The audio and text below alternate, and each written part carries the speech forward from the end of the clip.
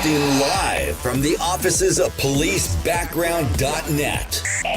This is the Police Applicant Podcast with your host, Ken Roybal. Hey, welcome everybody to another episode of the Police Applicant Podcast YouTube Live. This is being broadcast live on YouTube, on the Police Applicant channel on YouTube, and also being simulcast on the Facebook page, the Police Applicant Group North America. So I want to welcome our co-hosts, Donovan Heavener and the ever famous Minerva. Just Minerva. I just realized Minerva.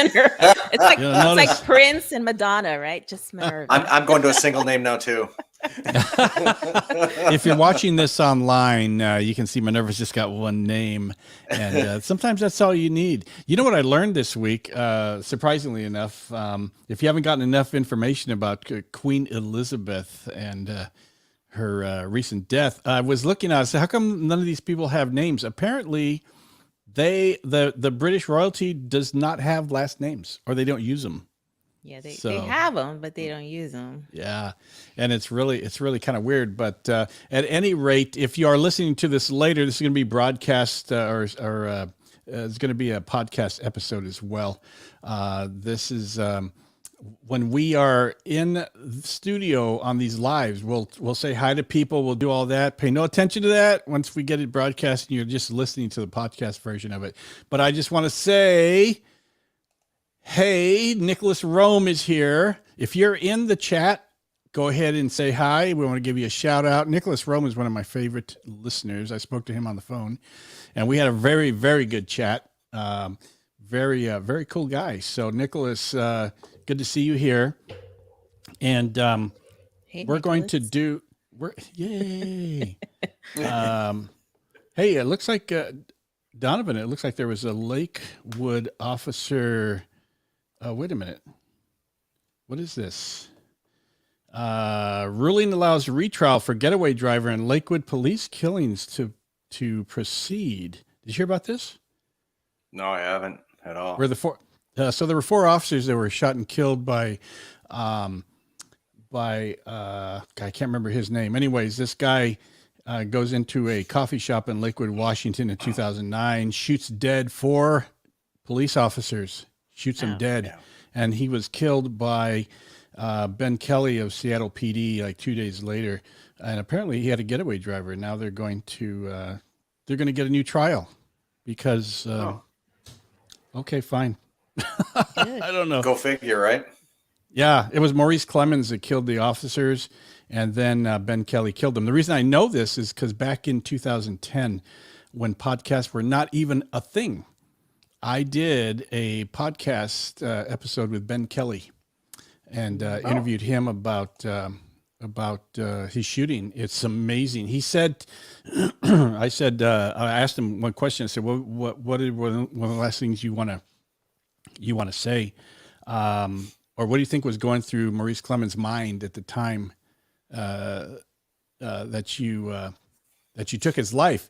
And Ben Kelly said something to the effect of, I hope the last thing that went through his mind was that a police officer was going to shoot him or something like that, which is, pretty cool. Hey, okay. So, hey, Jeff is here. Hey, Jeff. Hi, Jeff. Hi, Jeff. Adria.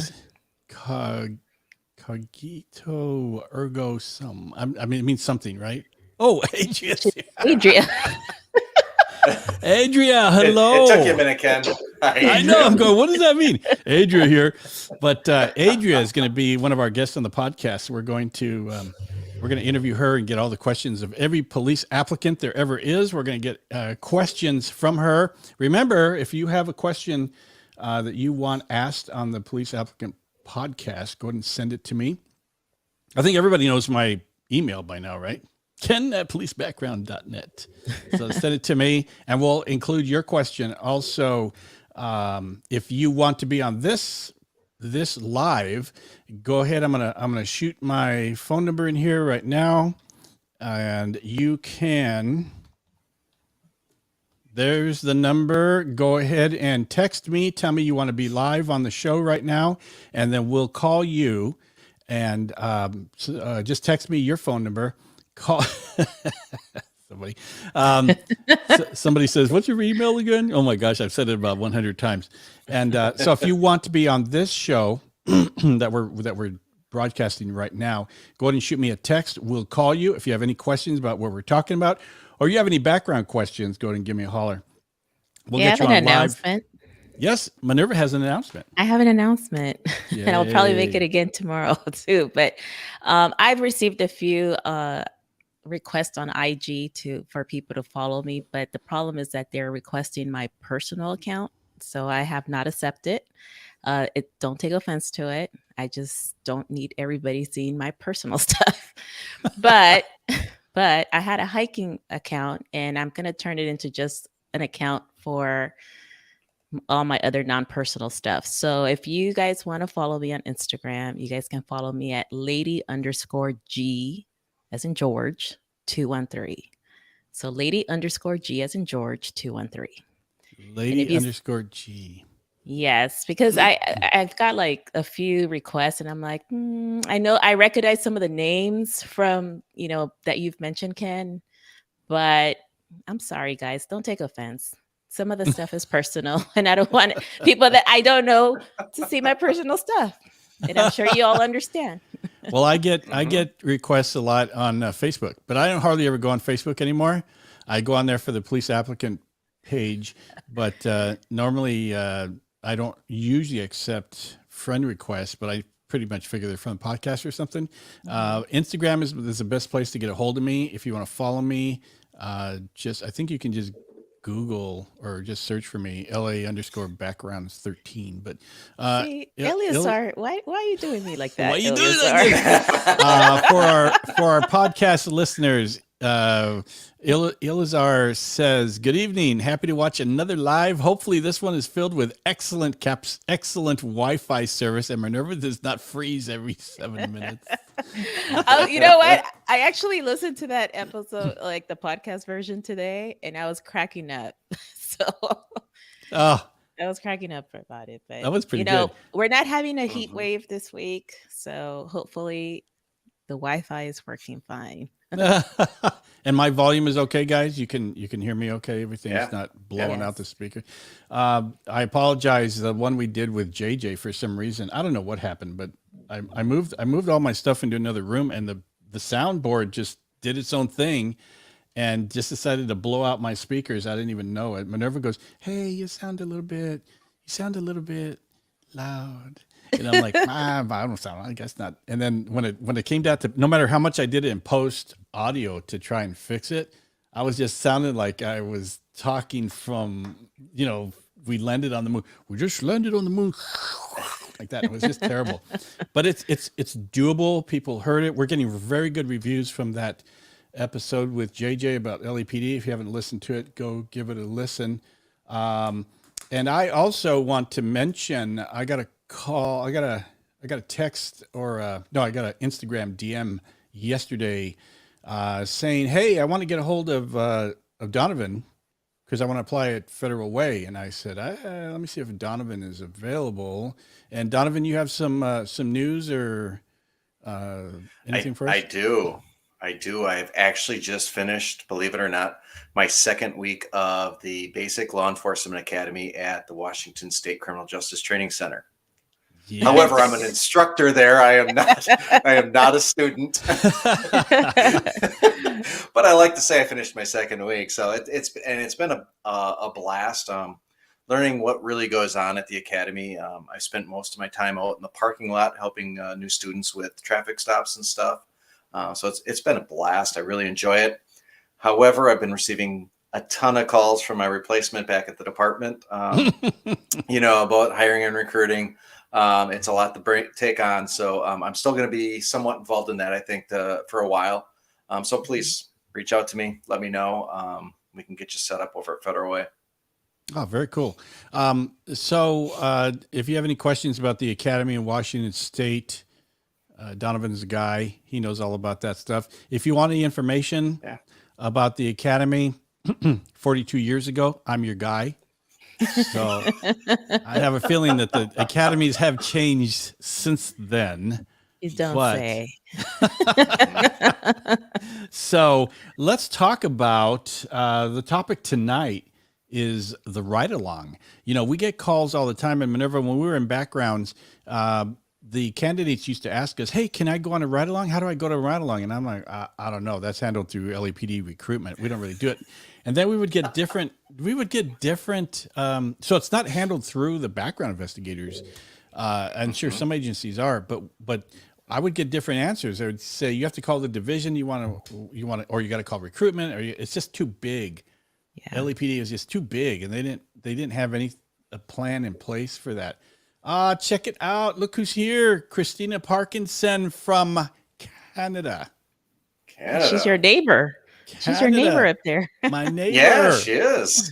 Interesting enough, this afternoon, just prior to this episode, I did a background review from somebody from Canada, one of our candidates, listeners. So I did a consultation with him. We should try to get a Mountie on. I might try and do that. That would be pretty cool. Yeah. So welcome, Christina. Welcome. You're my neighbor.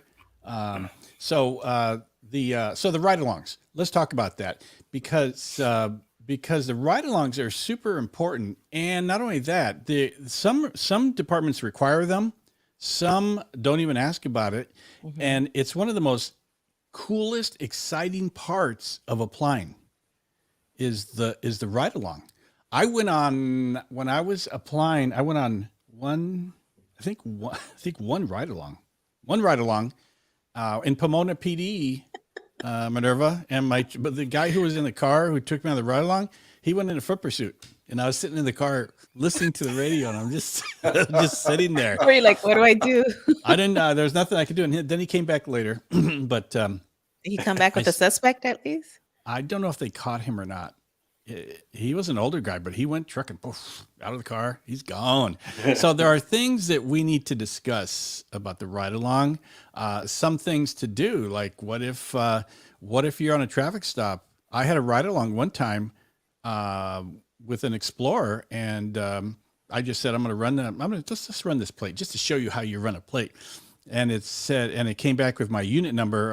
That comes back to a stolen car. So I got an Explorer in the car. I'm following a stolen car. Everybody knows that a stolen ride is a felony pullover. It's a felony stop. Yes. And so I'm kind of going, this is really inconvenient. So I was thinking, and then usually I'm following this car and I'm going to need a backup, and you just kind of tootling along. But then this guy decides he's going to pull over on the side he's just going to pull over. So your felony stop is now. No, it's a felony. I didn't put any lights on or anything. I was just following him, and it was nighttime.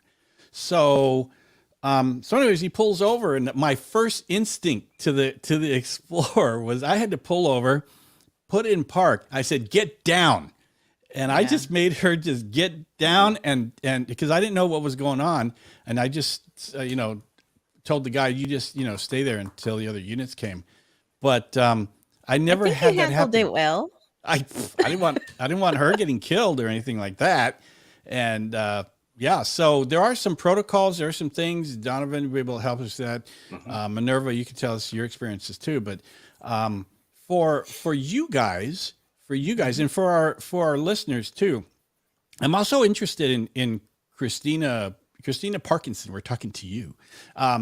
Do you guys have ride-alongs in Canada? Do you guys have ride-alongs there where you get to ride with the officers? But I think for this episode, what happens when it's super exciting to go right in a police car, but you're not a cop. Somebody could start shooting. Do they get a vest? Do they give you some instructions? I remember one time I heard. Yes. I used to, what happened? Do you grab the officer's radio? Do you grab the gun? What do you do if something happens? So, Donovan, let's start with you. You're nodding your head like, oh yeah, I know all about this.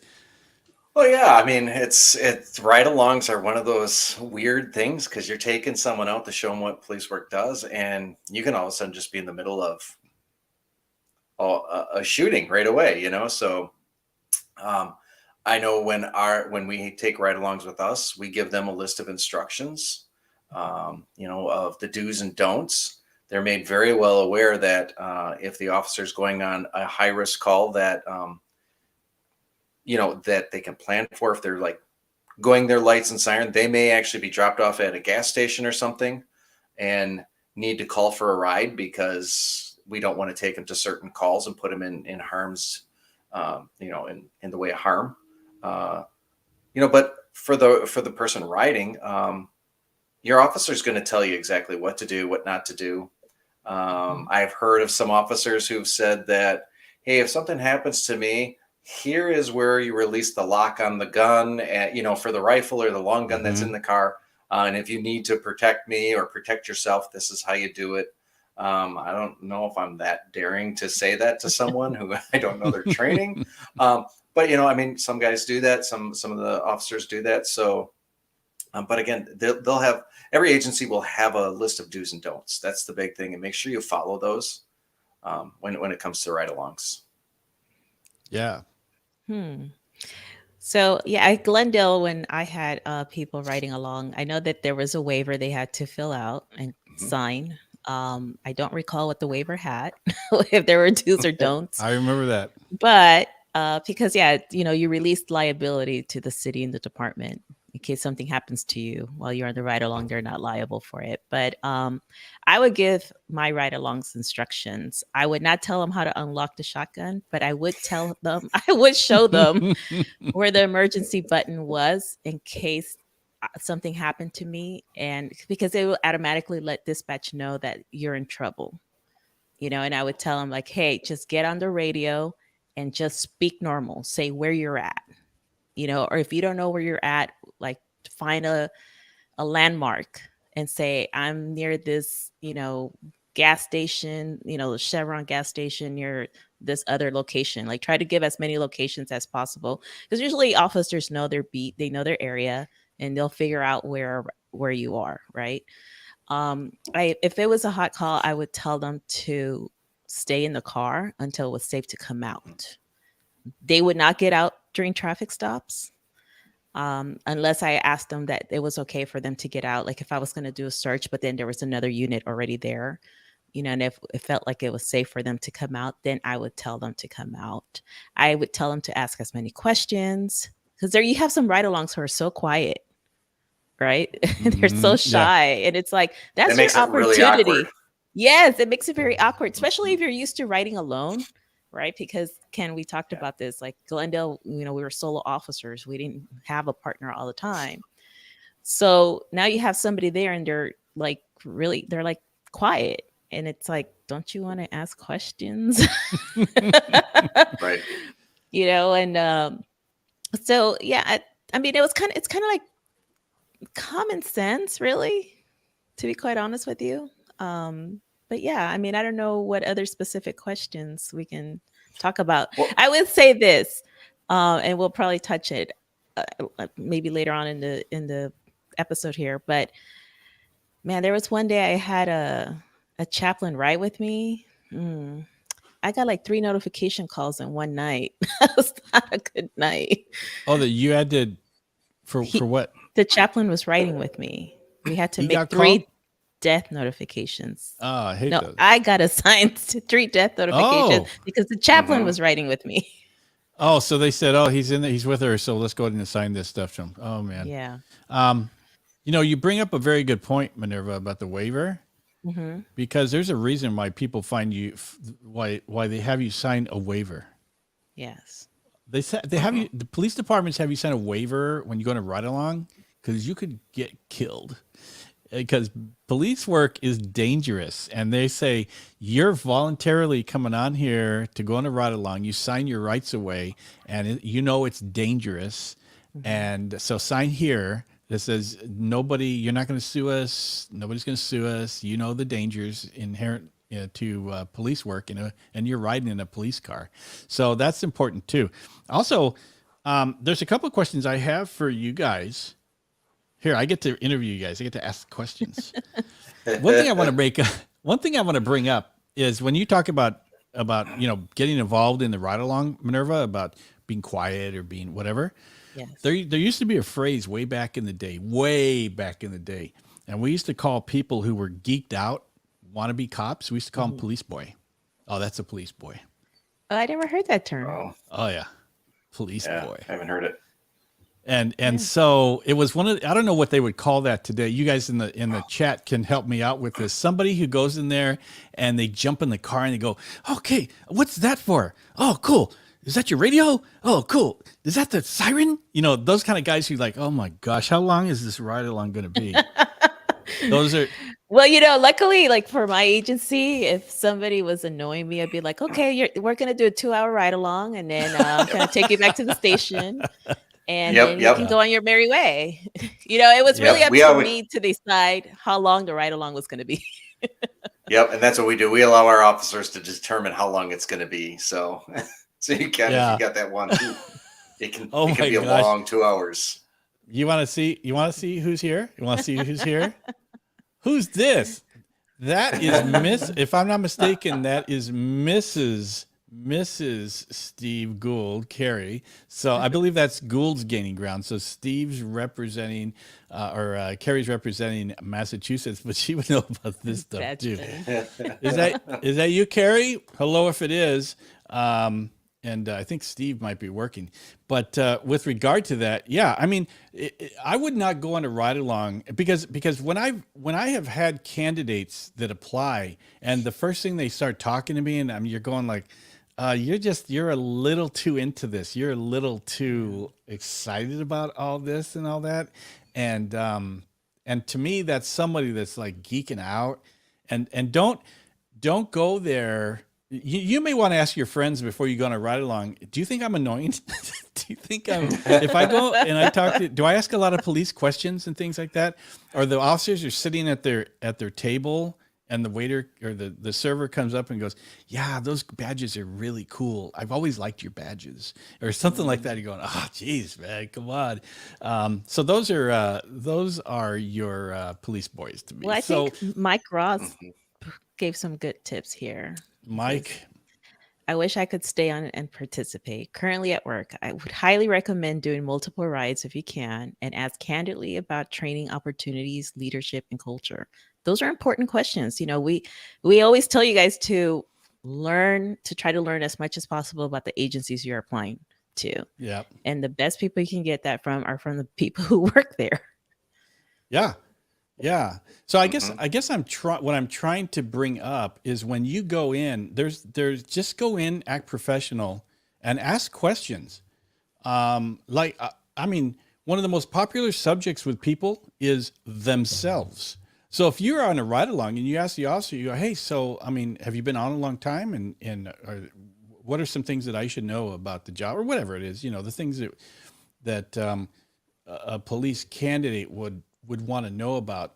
But don't go in a car and geek out. Do not do that. It's just very annoying for the officers. Really annoying. We have I can't remember. Oh, check it out. So Gould's gaining ground was actually Stephen Gould of Things Police See. Things Police See. So I'm going to give a plug to Things Police See. Stephen Gould is on here with us. And if you're not listening to that podcast, go search for Things Police See podcast. You can go to thingspolicesee.com. You can go to Apple Podcasts and any major platform. One of the most popular police story, war story podcasts out there with Steve Gould. You will love it. Plus, if you go through enough episodes, you'll find me on there co-hosting with Steve many times. So, hey, Steve, what's happening out there? And we do have a response here. Facebook user.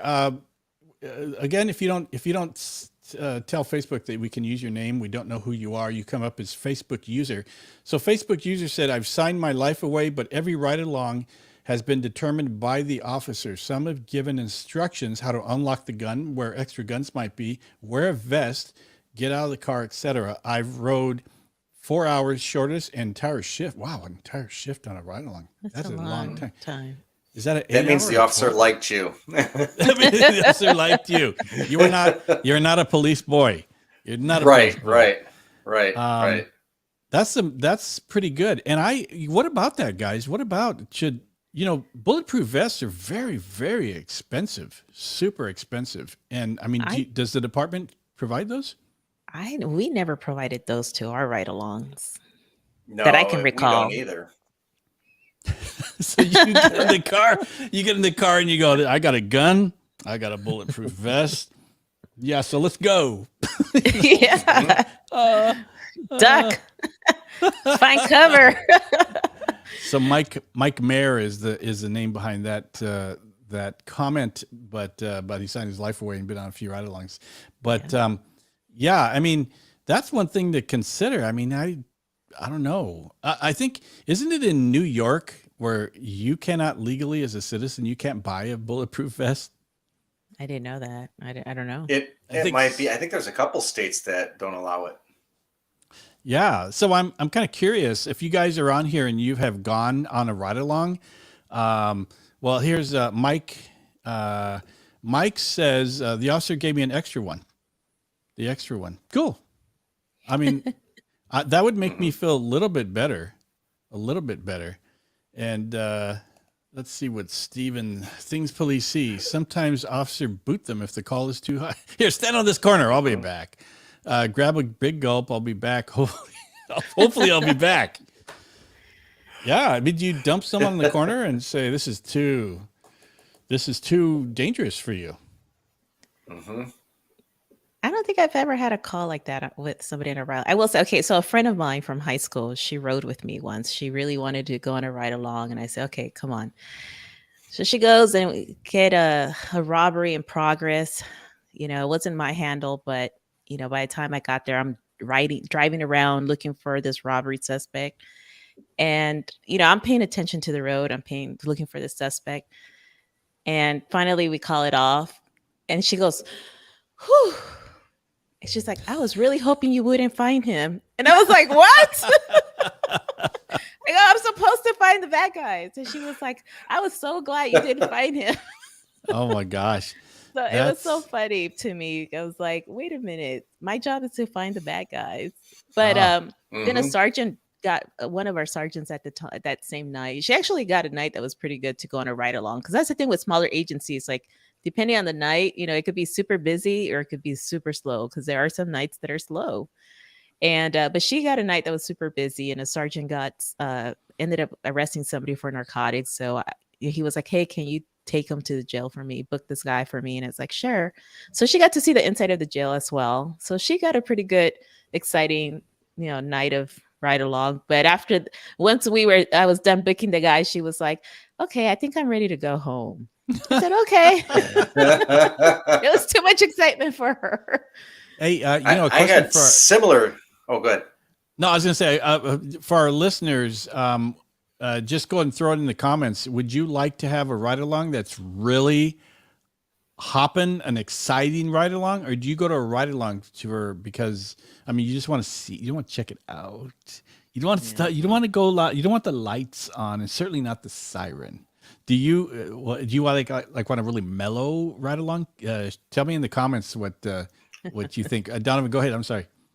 Yeah, no, I was going to say I had a similar type of thing as Minerva did, except it was my wife riding with me. And I remember after a couple hours, and I had like 3 guys in custody, putting a gun on the car and all that kind of stuff.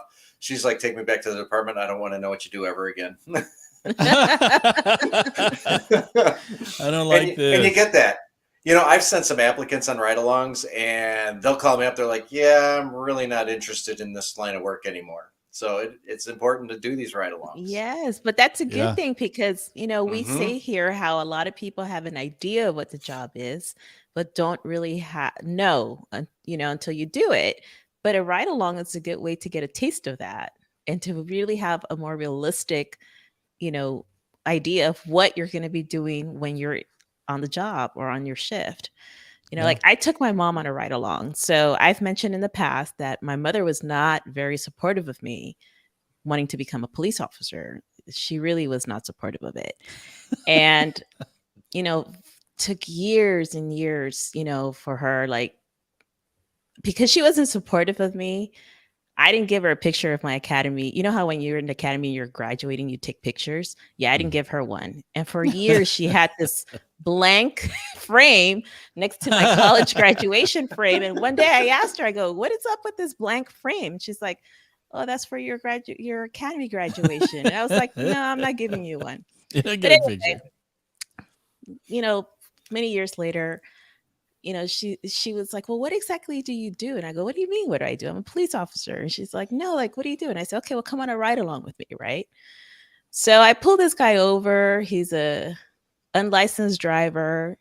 And she's like, "He's just a hardworking guy. You shouldn't take him to jail and all this stuff." And I was like, "Hey, I did him a favor. I didn't impound his car. Like, I parked it. I could have impounded it for 30 days." But Uh, the guy didn't have any ID, so I had to book him, right? And she was mhm. like, "I can't believe you're doing this." And I was like, "Okay, your ride along's over." Hmm. Hmm. I was like, "That's it. you Your ride along's over. You, you're you got to really go home." mean. That's funny. Edria says I'd prefer a busier shift just to get a better idea of what might happen. When I went on ride along, I wanted a busy shift as well. That was the coolest thing for me. I don't want to drive around in a police car and just, oh, this is boring, stuff like that. But But you will Yeah. have those days where you're like, "Man, where's everybody at tonight?" Like, because I used Hmm. to work a lot of graveyard shifts, and there were days where I'm like, "Man, is everybody out of town? Like, where are the cars? There are like no cars on the road." uh, And it's cool because you have the ability to do your own ops type of arrest or, investigations. You see something that doesn't look right, you have the ability to take your time to conduct your investigation. Whereas when it's so, call to call to call to call, you don't have time to do that. And you're just running mhm. around the city. So, Yep. but you will have those days where it's just so slow and you're like, it's 2 o'clock in the morning and you're like, "Oh my God, I still have, 5 more hours of this." It could be. Yep. You could go on Yep. a ride along and have a totally boring shift. Yeah. Yeah. But if you don't want a boring shift, call me for Federal Way Police Department because we're never bored. Federal We're Way. we're always hopping in Federal Way. No, and I work graveyard there. I work swing shift there. In reality, there was not many days where you'd sit around and say, "Man, I wish something was happening," because it was usually hopping in Federal Way. So, and it still That's is. good. So if you're looking Yeah. for fun, Come to Federal we're the Way. place to go. Yeah, Federal Way, yeah. Okay, first of Washington. all, I'm not saying it was always boring in Glendale. It's not. Yes, it was. Okay, we Oh. border LA, we border Burbank. We have plenty to do. There were I don't think some that's what you were days. saying. There were some days. Let's clarify this. We had a call, Donovan. We did a call. Okay. Yeah. So One there. call for the night. We one of Oh. our Facebook user, I think that's still Mike. He says, "I'd rather it be busy, but in reality of you doing a ride along for pre-employment, not every shift is busy, and you see the side of police work no one likes, paper." And Right. this is true. So you may go on a ride along and somebody gets a call, or the ones I used to really dislike were juvenile calls because there was so much paperwork. I'm there for with you with juvenile. that. Yep. And you could or Yep. you could get a call, child abuse or anything like that, and A rape. a rape, and Rape, you get that's there, it. Your shift's done.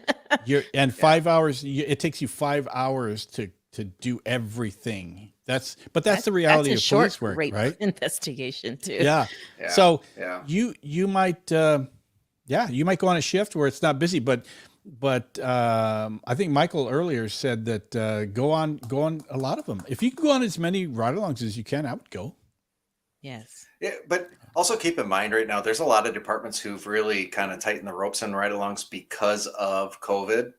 I know my agency, we're really not allowing ride-alongs until you're into the hiring process, just because we don't want to be exposing our officers. Because I mean, one officer gets COVID, I mean that's going to shut down an entire shift. So just keep that in mind when you're asking for a ride-along too. Some departments have locked it down. So. Yeah, and does Federal Way require their applicants to go on a ride-along? There's no requirement like written down. I always had applicants do the ride along because I tell the applicants, this is your opportunity to interview the department. You get to do the interviewing now in the car with the FTO, because I normally try to send them with an FTO or someone who's on the verge of becoming an FTO. But then it also gives our FTOs or those people to provide feedback to me, because I would always reach out to those officers and say, provide me feedback. How'd the ride along go? What questions did they ask? What are your thoughts of this person? So to me, it's part of the hiring process, and it really helps out. I found it to be, I mean, at least for us, a great selling tool because they see what we do.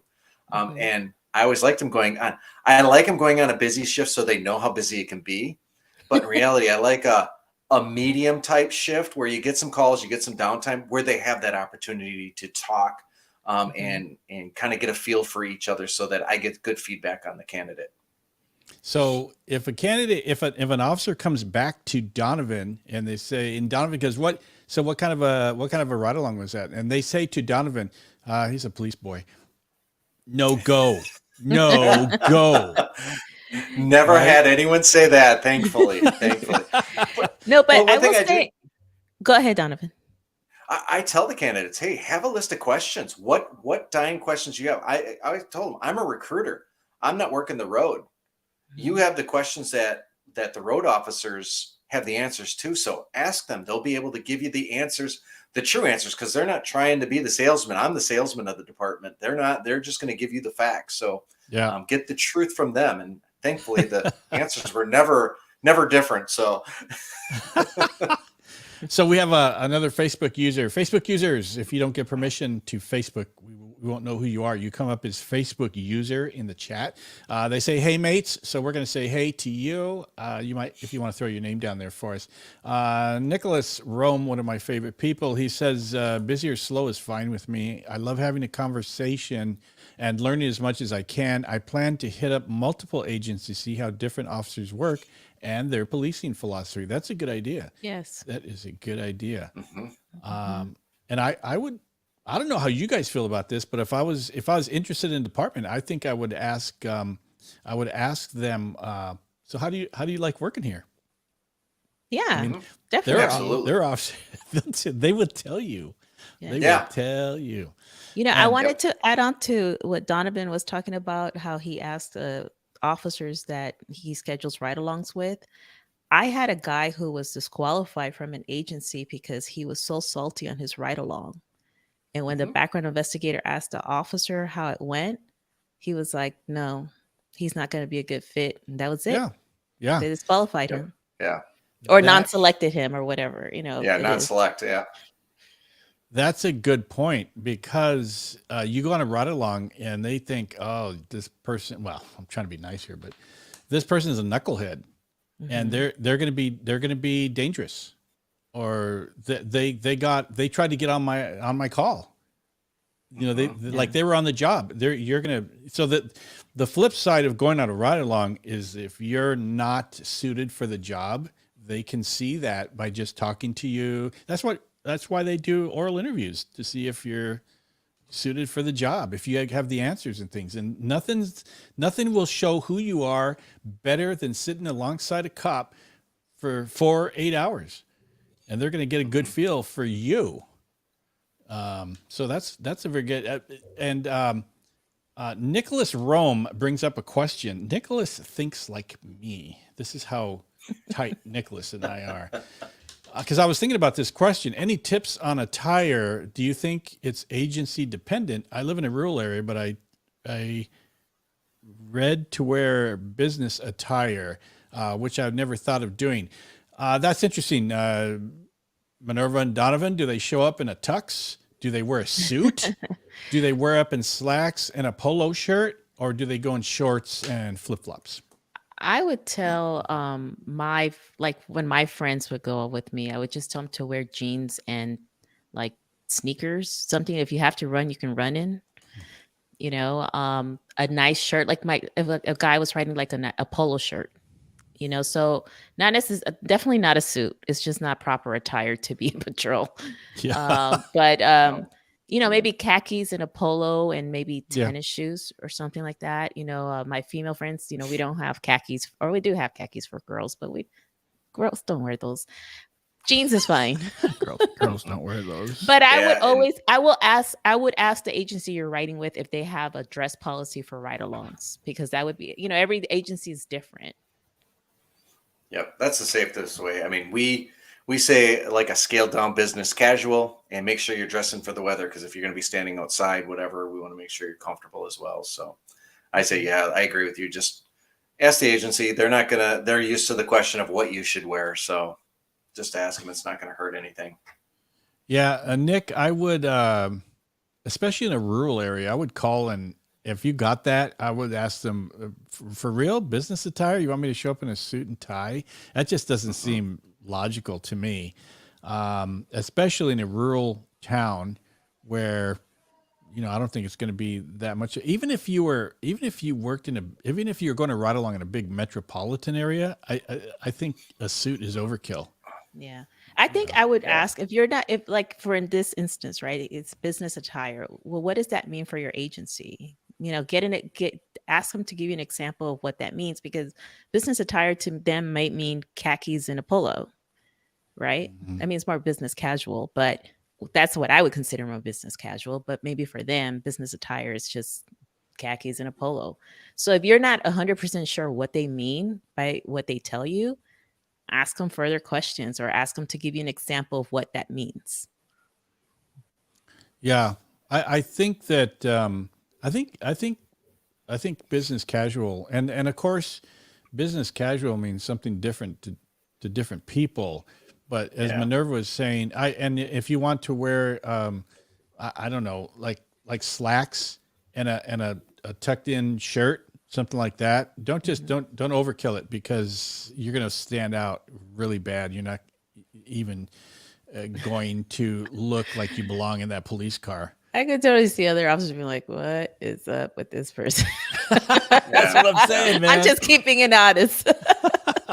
So I just want to make mention, one of our followers who's always here for us is Doniqua, is here in the chat with us. She's hey mates. She's hey mates. Yes. Hey mates. Mm-hmm. She wants to know how you give permission. Yeah, and so the way you give permission is this is for the Facebook users, is that when the original announcement comes up and it says, "Hey, we're going to be doing a Facebook Live here," there'll be a little link at the bottom of that, and it'll say we need to get your permission. So you got to go back to the original announcements. But once you click on that, it's for always, I think, until it expires or whatever. But once you do that, they'll always have your permission to use your name in the chat. YouTube is not the same. If you whatever name you signed up on YouTube, that's what shows up in the chat. So yeah. Hey, Donovan, if I go on a ride along, do I buy you lunch? How do I say, "Hey, this is so cool, thank you so much"? What's the deal?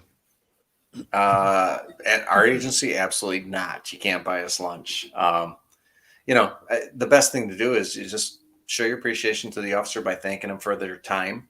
Because again, we all know riding around in a car by ourselves, we get used to that. And once you put someone in the car, it makes us very uncomfortable. So just thanking them for taking the time to do that. There's no need to buy them anything. It's not anything you should do, and it's nothing that officers will probably even accept, because at least in our department we have the gratuity policy and all that stuff, so we can't accept it anyway. It's easier just to thank them and show your appreciation that way. What do you think, Minerva? I agree. I wouldn't accept it, and I didn't expect it, and I wouldn't accept it. And we also had a gratuity policy as well. What I will say is that obviously always thank the officers for their time. I would bring snacks and water though for yourselves because you never know if you're going to get stuck in a perimeter, and it might be a while before somebody can drive you back to the station or anything like that. So that's another little tip. Bring like protein bars. Don't be bringing a big old lunch pail though. Something you can fit in your pocket.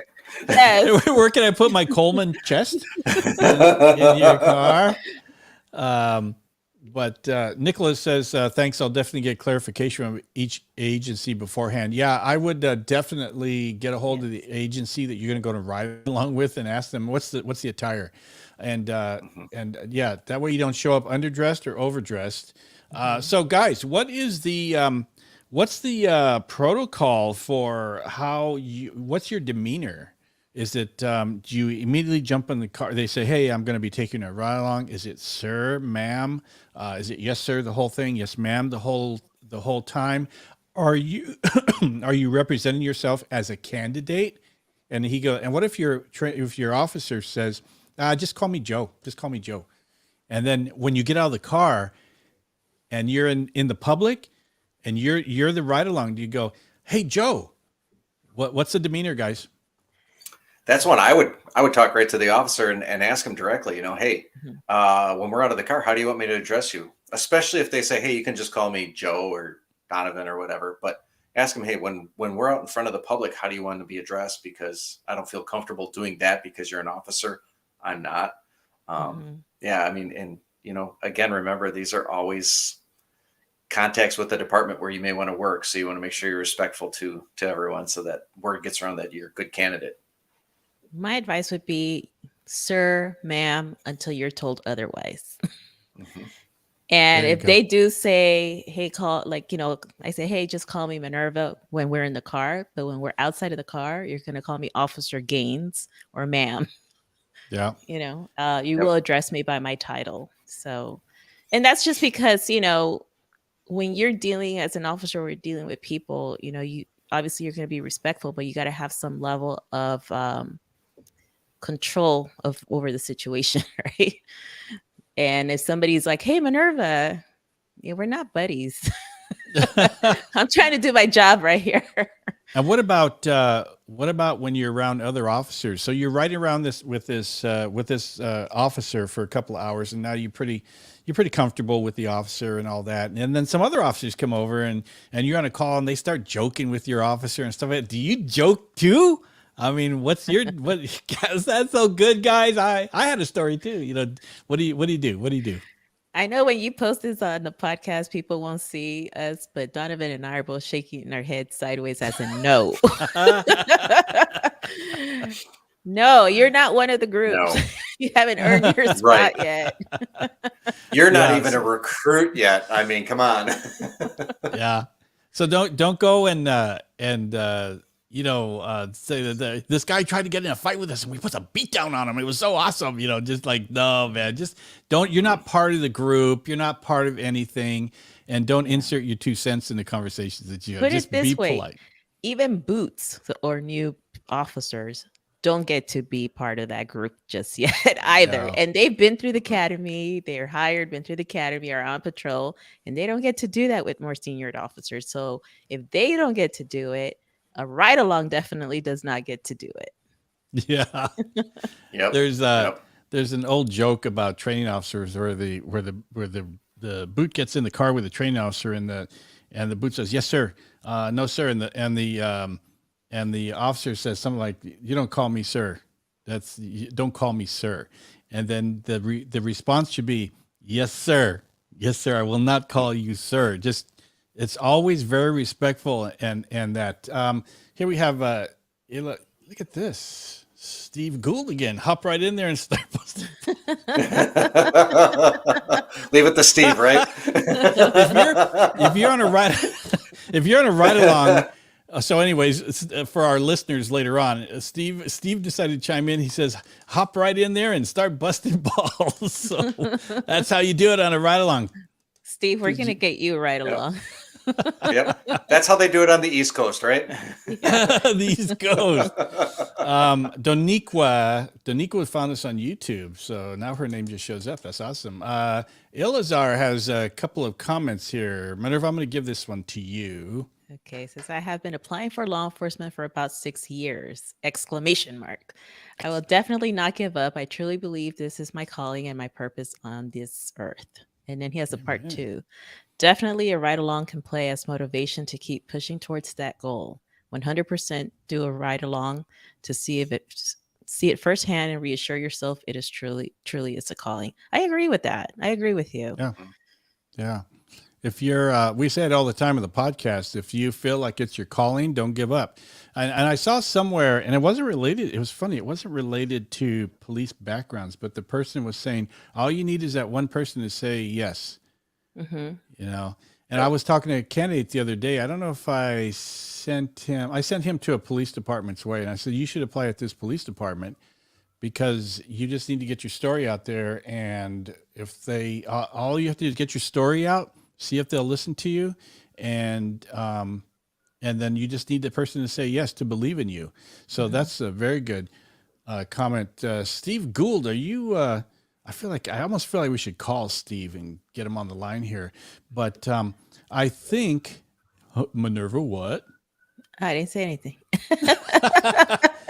So I can't think of any other questions specific to ride-alongs. I mean, I was, do you guys got anything else? No, Who's got the sirens? That's me. Sorry, my windows are open. You can hear that? Yeah. Because they're loud. They really are. Every day, every night, all day, night. I'm waiting for the air unit to go overhead. The sheriff's helicopter flies so low, it shattered. Like my windows start shaking and stuff. They always fly low everywhere. It's horrible. I hate it. I hate when they come through. Don't you? You know what? Don't you just miss it when you're out of town and you can't sleep because there's no sirens and there's no helicopter going overhead. It's too quiet. Yeah, that's so funny because I'll turn on YouTube and some of my stuff is like LA type stuff, and I always get when there's a pursuit going on, going on. That's just so fun to me to listen to that, not be near it, but So here's Doniqua says, I just applied for Detroit Police Department, so I begin that they're here that soon. Well, that's pretty cool. You know what? I hope you do well. And I know Doniqua wants to be a cop and she's been applying. So hopefully you get that one person to listen to you. Good luck to you on that. And Nicholas says, I have a short list already, but are there any off-limit questions or questions that may be too intrusive or impolite to ask of the officer giving you a ride? What is questions that you should not ask? Personal questions. Yeah. Yep. Like, I would not get personal. No. Yeah. Marital status, family stuff. That's not something that officers want to share with ride-alongs. If they share that because, you're like, oh, an officer may be like, oh, so what do you do now for a living? Are you going to school or like, what have you been doing? What have you done to become a police officer? I know I would ask those type of questions, especially after I work backgrounds and then went back to patrol. I had a better idea what backgrounds was about. And I would ask those type of questions. Usually I would kind of, direct the conversation so they didn't, they wouldn't have a chance to ask me like personal questions, but I would not get personal with the officer that you're riding with. There are two questions specifically I would not ask an officer on a ride along. Two questions that I find really irritating. I don't know if you guys, Minerva and Donovan, if you have the same opinion about this, but the two questions that I absolutely hate being asked. One is, have you ever had to pull your gun on somebody? And two, have you ever shot somebody? They always ask that. I hate those questions. But why do you hate it? Why do I hate the questions? Yes. Because yes, I've pulled my gun out. We used to pull our guns out almost every night. Yeah. The other thing is asking an officer if they've shot somebody it's a callous question to me. Because taking a life or shooting somebody is not, there's no officer that I know of that wants to do that. And the aftermath is usually traumatic. It's lifelong. Yeah. And it's not something that you want to treat carelessly or callously by just saying, hey, flippantly, have you ever shot somebody? Pulling your gun out. I guess I get tired of that because yes, I've almost shot several people. But call it experience or whatever you want to call it. And I didn't at the last second pull the trigger, but that's not something I care. I guess I don't want to treat that flippantly or that I almost took someone's life. But I think it's a valid question because it is possibility that you may have to do that on the job. I've mentioned before that in our oral interview, one of the questions that we asked at one point in time was, if you had to shoot somebody, if you became a police officer and you had to shoot somebody, are you willing to do so?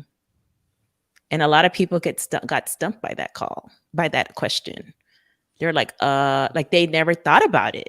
And it's like, you're applying to be a police officer, and the possibility that you may have to take a life away is very high, right? Yeah. But a lot of people don't think about it that way. I couldn't believe, because I was on the panel on the interview panel when we were asking this question, and I couldn't believe how people were really surprised by this question. Like, they never really had thought about it. And like you said, now, I think now, especially with that, mental health is getting more attention in law enforcement. I think it is a valid question to ask, like, but I think you have to ask respectfully, like, if you're okay sharing, may I ask you a question about shootings? Yeah, okay. Something like that, and because if they're still dealing with the aftermath of that. Maybe the officer's still dealing with that and doesn't want to talk about it. But maybe the officer is willing to talk about it, so you have a better idea of what you may experience if you were to get in a shooting, if you become a police officer. Yep. Right. I'll give you a scenario in that one time we were going down the street. I think it was still daylight in Wilshire.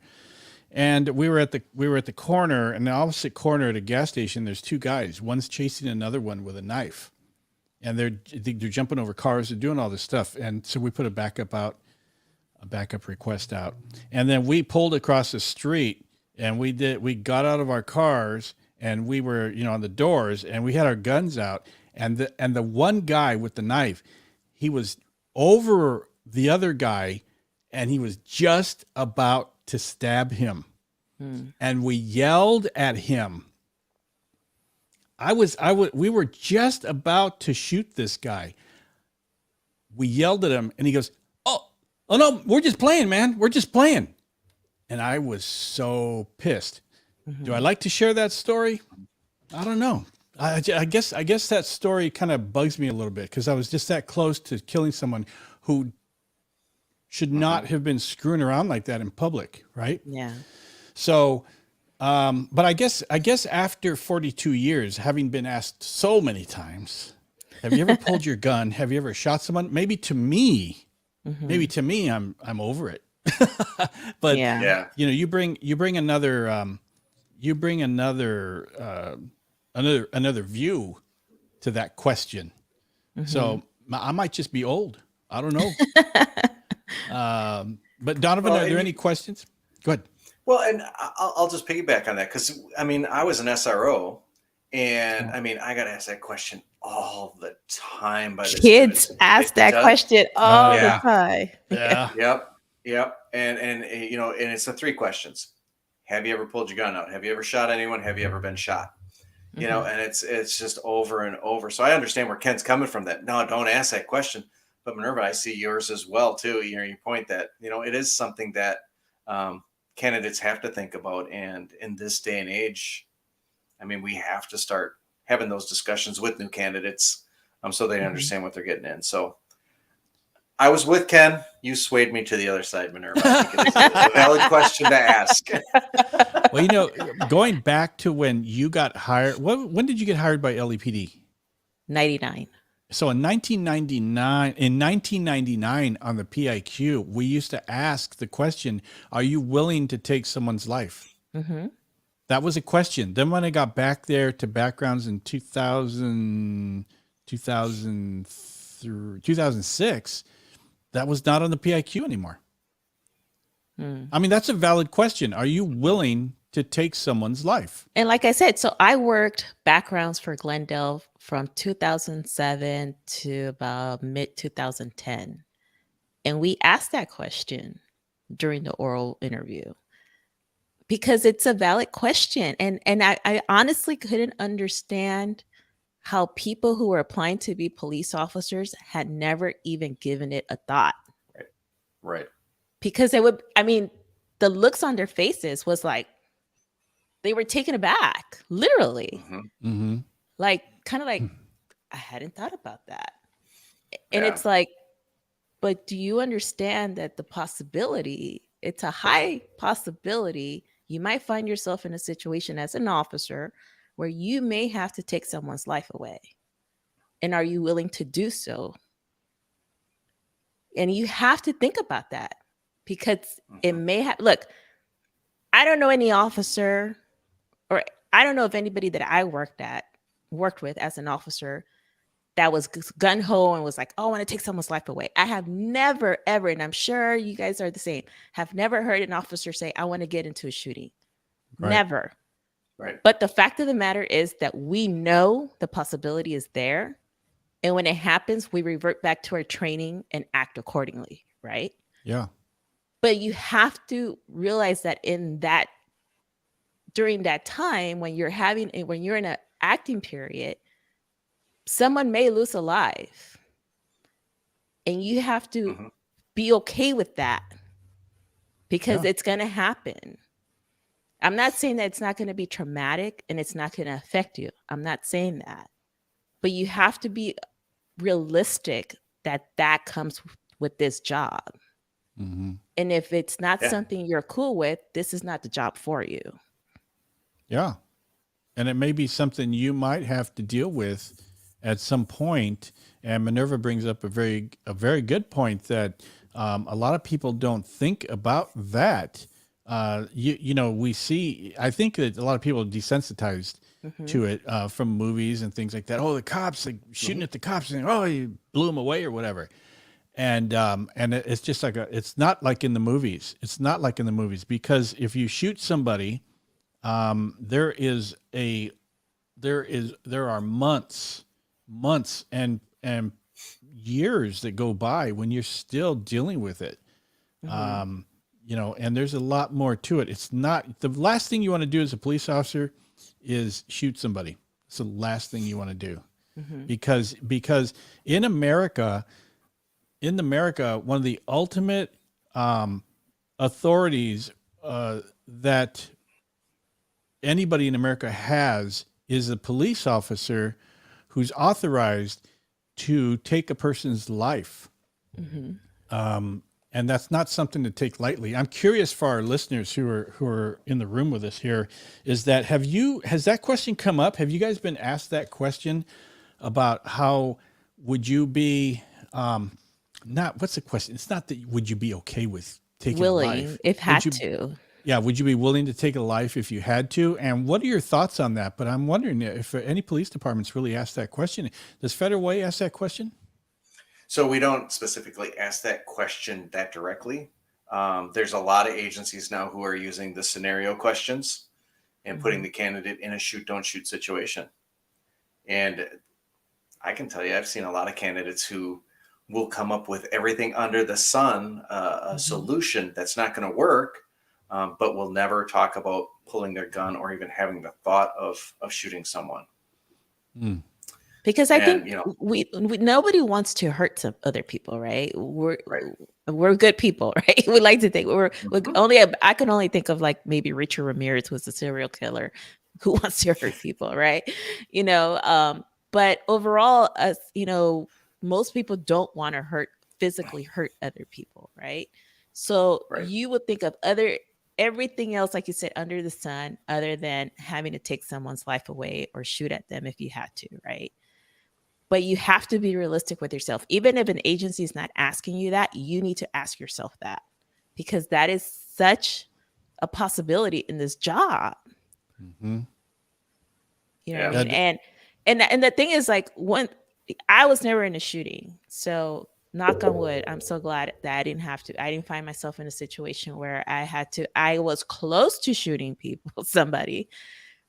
And just like you can, like where you're like almost there, your finger is now moving to the trigger, and and then it's like something happens and you're like, okay, no, but after the people that do end up officers that do end up getting in a shooting, it's not, you don't even have time to process, because now an investigation is on.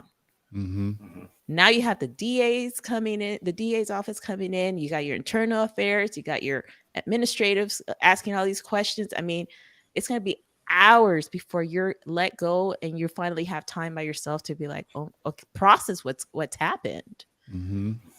You know, and those are the, like Donna was saying, those are the tough questions and discussions that need to be had, because there's got to be some form of transparency of what comes along with the job. Yeah. And it's not just shootings, it's the other traumatic stuff that you're going to see too, right? Because like you said, Ken, we have become very desensitized because of movies and TV. You know, some things that can be very graphic, but it's a whole other thing to see a dead person in front of you than it is to watch it on the screen. Yeah. And you know what I like? You know what I like about us?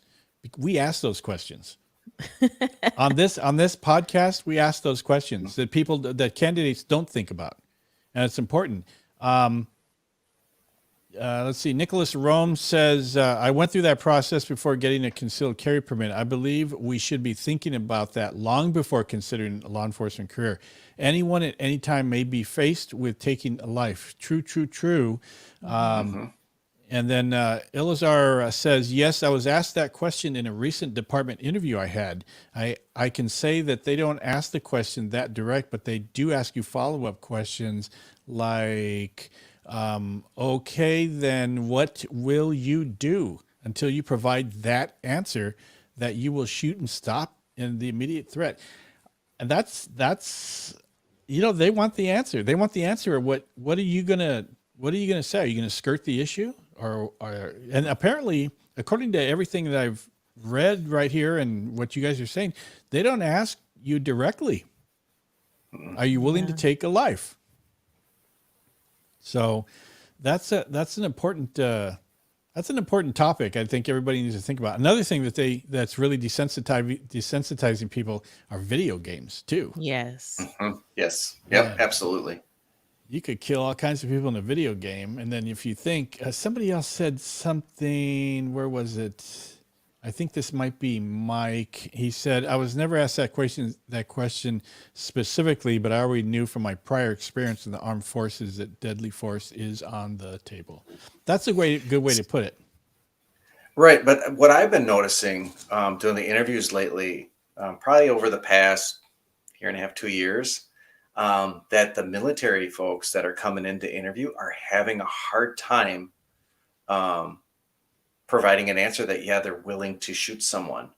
And I don't know if it's because of, being deployed overseas and they don't want to relive anything, or if they're afraid that they would be viewed as too gung-ho, that we're not looking for someone who's going to say, yeah, I'm willing to do it.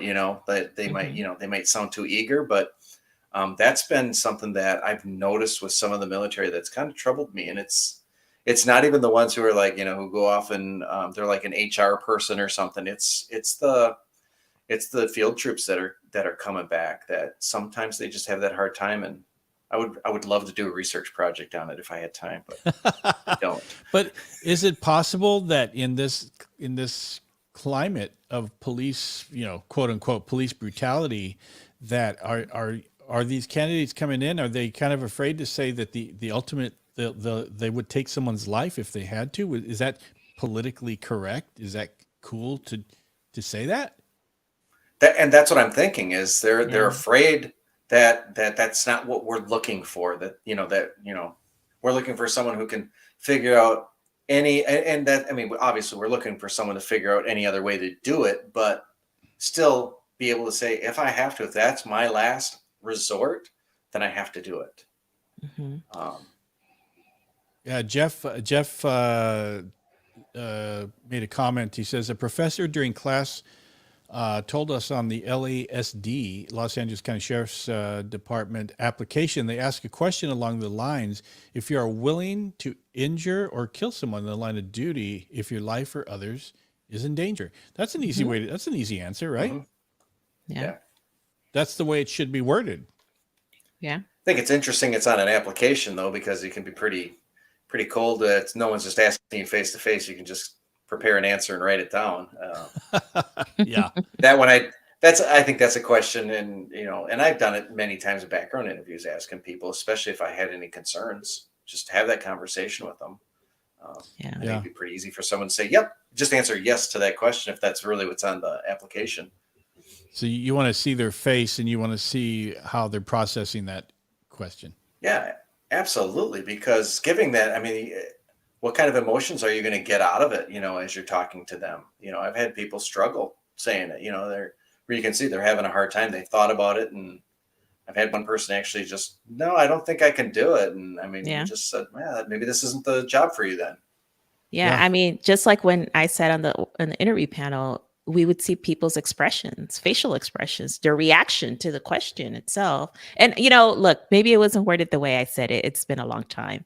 I'm sure it wasn't worded so directly, but basically it was along the lines of that. I'm just a very direct person, right? But but they understood what was being asked because their reaction showed us that they understood what was being asked. And I agree with Donovan. That is something I would want to ask in person because I want to see their reaction. Are they like, yes, totally? It's like, well, settle down. Slow down there. Yeah. Yeah, and most police departments won't ask you, "Are you willing to kill somebody?" That's not the question that they will ask you. That's an Or are you improper willing to shoot question. somebody? Probably. It's Or are you along the lines, or injure? Kind of like this question. What Jeff said. Yeah, I mean the answers are generally the questions are you willing to use that amount of force necessary to stop the threat? And so that amount of force could be shooting somebody in the chest, which would definitely stop the threat, but it could also kill them. But they're not going to outright ask you that. Yeah, I'll give you this one, Minerva. Lieutenant Colonel Grossman has a couple books with extensive research on this topic. On killing and on combat are terrific books. He even covers the video game desensitizing that's happening today. Yeah. Yeah, that's pretty important. But there's a lot to think about with this, with as far as ride-alongs go and things like that. So we came to the conclusion, Ken doesn't like certain questions. Minerva says, hey, chill, dinosaur.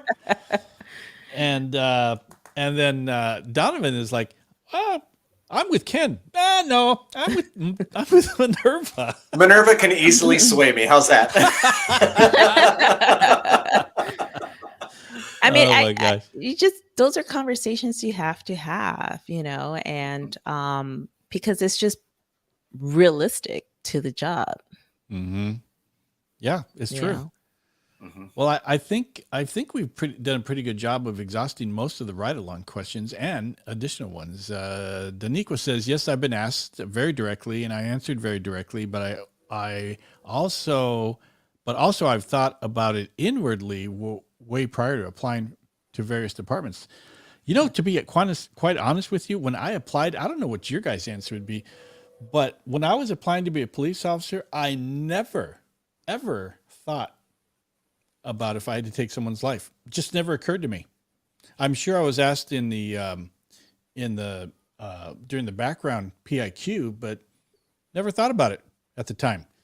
And Joseph Brown says, to your question about military vets having a problem with deadly force when stateside, Donovan, can someone have a disdain for violence yet be willing to use violence under certain circumstances? Interesting question. Yeah. I would say yes to that. I mean, I agree with you, Joseph. You can, but you need to be able to, bring that out when the topic comes up. I mean, if we ask you about it, then we just need that answer. And in no way am I bashing vets at all. We hire a lot of them. They're great applicants. So keep coming in. Yeah, and I think in the military, if you're deployed somewhere where that's a possibility, where you're getting into firefights with the enemy and things like that, that's war. That's the framework of that. And someone in that situation, in order to survive and to help their teammates survive, you have to use deadly force. That's just us against them. And so, but I think you need to translate that into civilian policing. And if they ask you directly, are you willing? I'm not asking you if you're okay with it. I'm asking you, are you willing to use deadly force if necessary? And the answer should be yes. or probably not apply. If you can't answer yes because it's a real possibility, then the answer should be no. Yep. No, I don't want to do this job. Yeah. So Hey, I want to say another thing is I don't know if we have any listeners who want to apply to be dispatchers, but they also do sit-alongs. sit along. Yes, they do sit-alongs, Yeah. and I think that that would be important to do as well if that is a position that you're interested, because you understand, you got to understand that dispatchers, they basically, go through answer all the calls that come into the police department, and then they decide which ones officers need to be dispatched to. But the amount of calls they get and how they handle it is something that you should probably sit through and to figure out if that's a job you want to do. It's a difficult job. I've done it. Didn't like it. I'd rather be a cop. I found being a cop was a little bit easier in a way, but they do have sit-alongs. So that may be something that those of you who maybe don't want to be police officers, but maybe want to be dispatchers, you may want to consider asking the agency you're applying to if we can do a sit-along. Yeah. I mean, LAPD is hurting for dispatchers. They have openings, a lot of openings, and I don't know about Federal Way, but that's an option. That's definitely we have a couple different dispatching agencies that have a lot of openings yet too. So LAPD has 83 vacancies. Yeah, that's a lot. That is and a lot. honestly, I always felt that new officers should do at least 1 week in dispatch or communications. Yes. Because Mhm.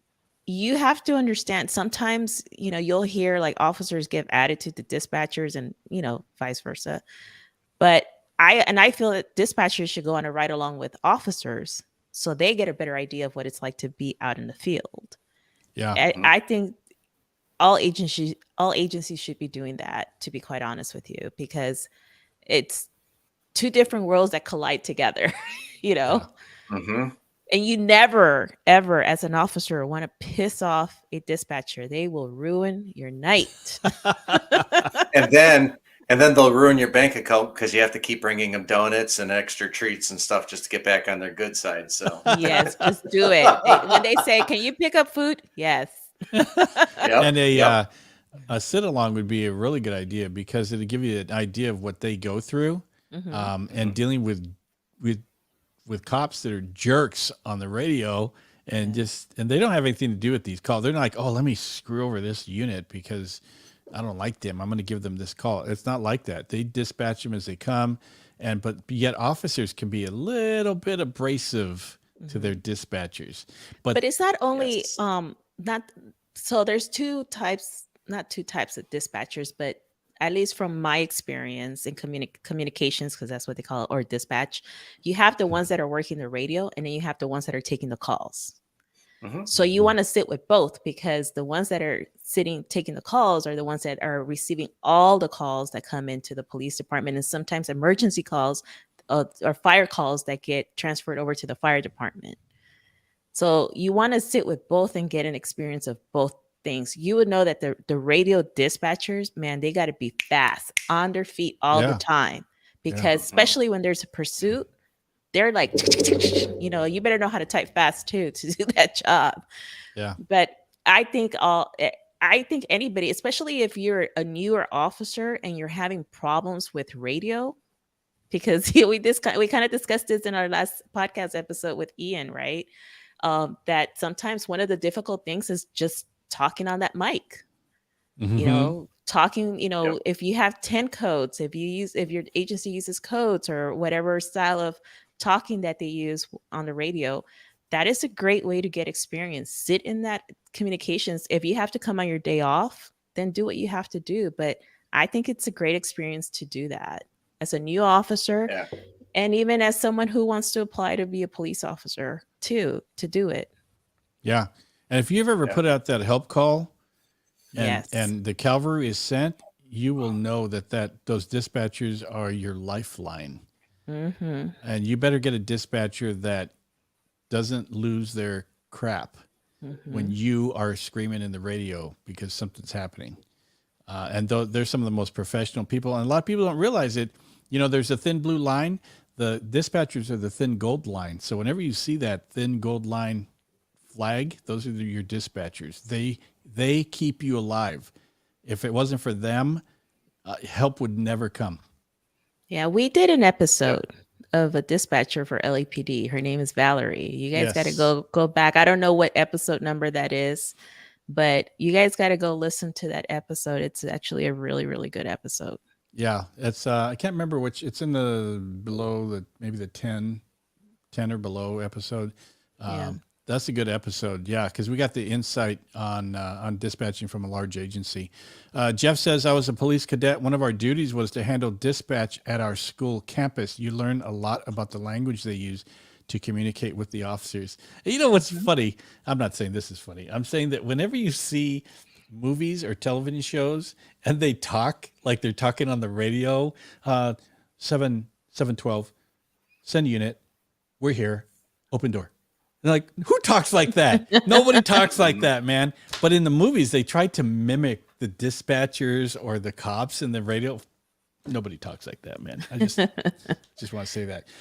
If you have any last questions, throw them in here. I think we're going to go ahead and close this out. We're almost at an hour and a half here talking about this stuff.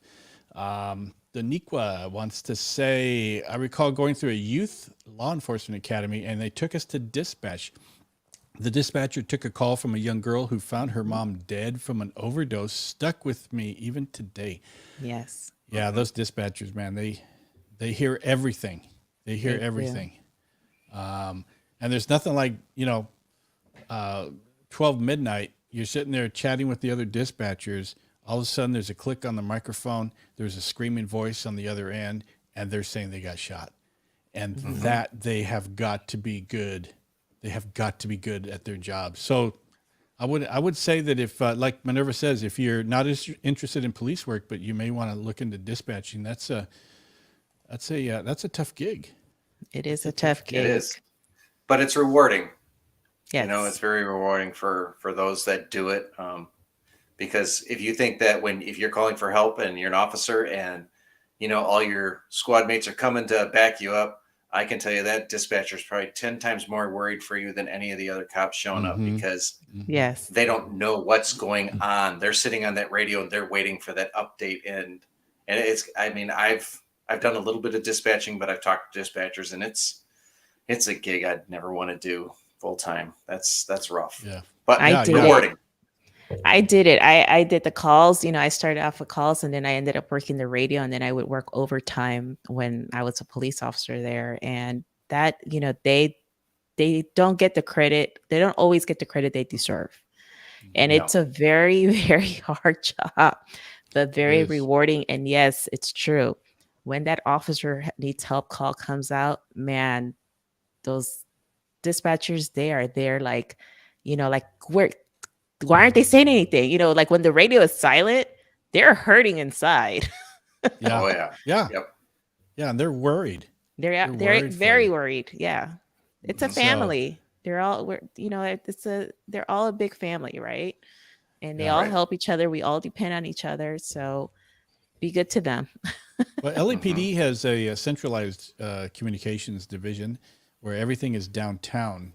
And the city is almost 500 square miles. So the police officers rarely, unless they go to communications, they rarely see the dispatchers. And there's there's probably hundreds of 100 of them. I don't know how many there are. There's a lot. And then the smaller agencies, I know you can walk past the room where the dispatchers are and say, hey, what's going on? Here's the donuts that Donovan promised you. So there's a delay there.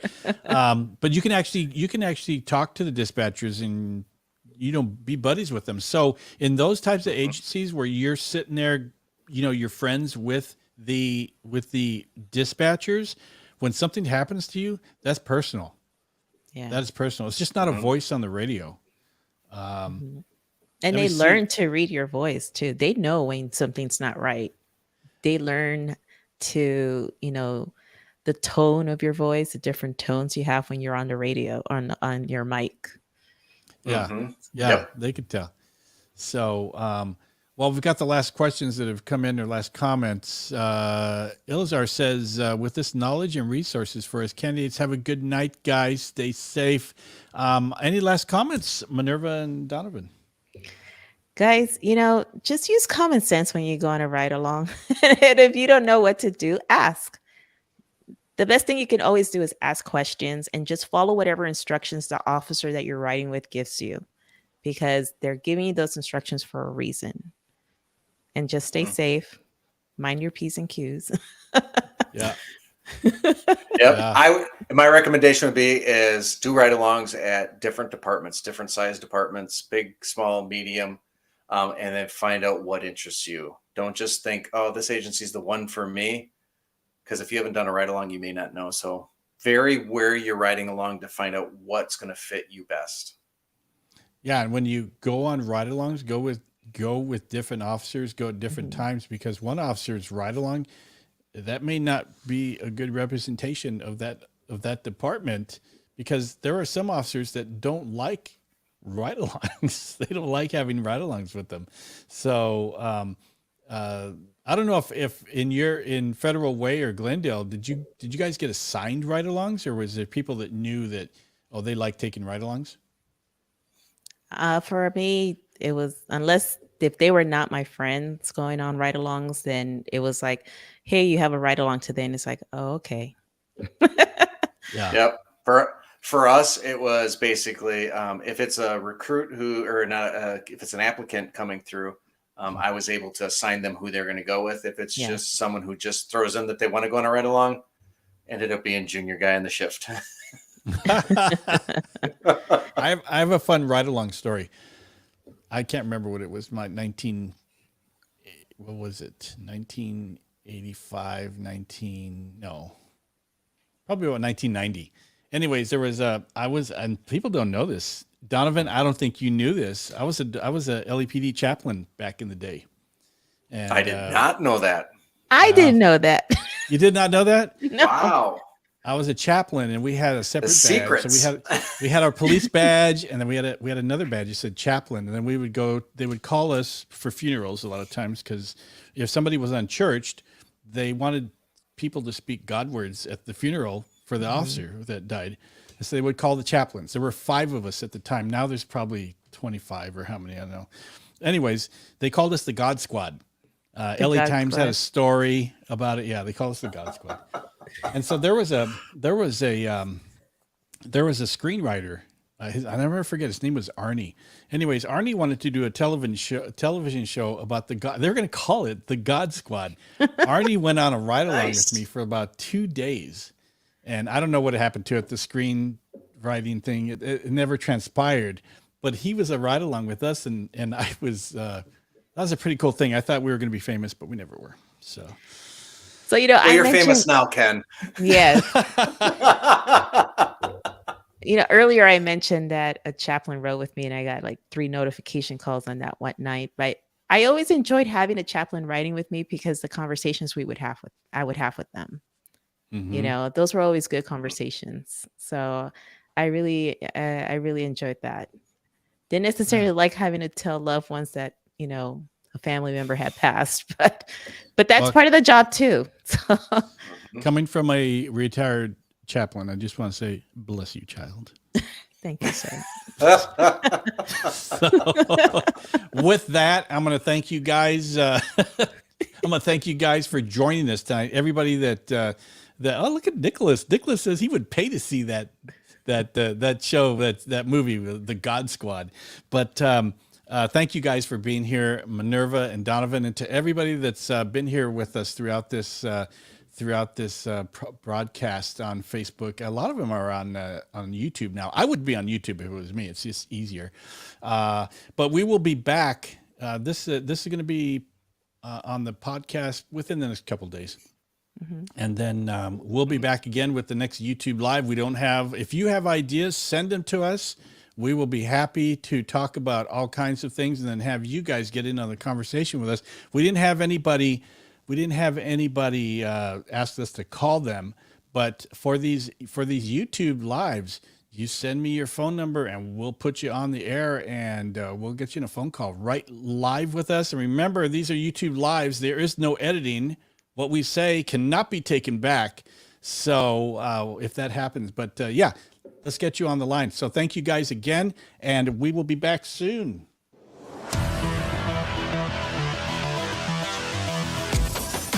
Thanks for listening to the Police Applicant Podcast. We are the premier police background prep site in the U.S. and Canada. For more information on scheduling your police background consultation, go to policebackground.net. Also, please leave us a review on iTunes.